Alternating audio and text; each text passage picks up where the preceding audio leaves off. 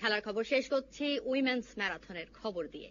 নারীর জন্য নিরাপদ ঢাকা এই স্লোগানে রাজধানীতে হয়ে গেল নারীদের বর্ণিল ম্যারাথন।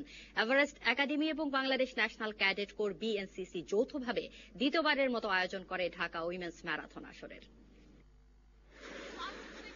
ছুটির দিনের স্নিগ্ধ সকালে হাতিরঝিলে এক ব্যতিক্রমী দৃশ্য।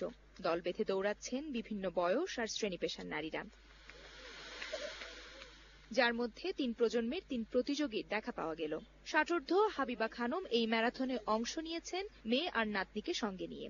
নাতনিকে এই মেসেজটা দিব যে যতই বাধা আগিয়ে আসুক না কেন সামনে এগিয়ে যাও। আমার কাছে এটা খুবই ইন্সপায়ারিং হলো যে ইয়েস উই ক্যান ডু।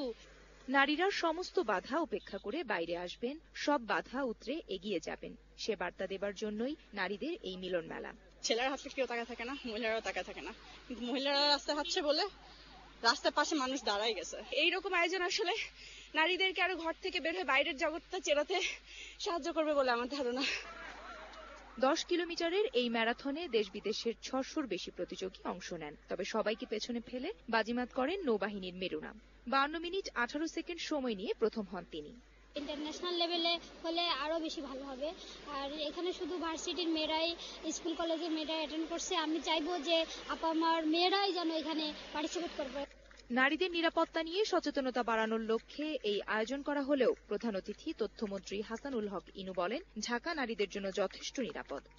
আমাদের যেটা টার্গেট যে বাংলাদেশকে, ঢাকা শহরকে ইন্টারন্যাশনাল যে ম্যারাথন লিস্ট তার মধ্যে তালিকাবদ্ধ করা। আমি তো মনে করি ঢাকা নারীদের জন্য মোটামুটি নারী বান্ধব শহর।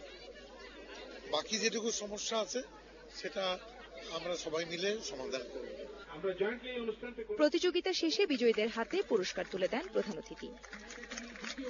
Fahmida Shampa, DBC news, Dhaka.